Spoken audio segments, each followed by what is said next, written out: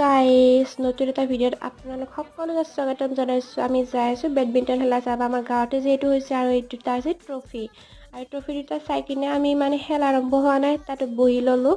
তাৰপিছত এয়া উদ্বোধক কৰিব মানে আমাৰ গাঁৱৰে বৰদেউতা এজনে।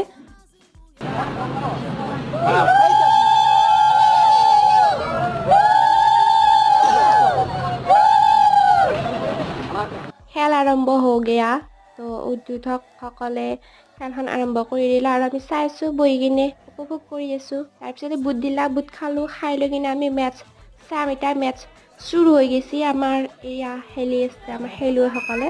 তাৰপিছতে আমি মানে বেছি খেল চাব নৰলোঁ গাইছ। দুখন খেলা চাই কিনে আমি ঘৰত যাব লাগিব। এতিয়া মানে ৰাতি হৈছে না সেইকাৰণে মানে পিছলৈ কথা ৰাতি লৈ থাকিব নোৱাৰা।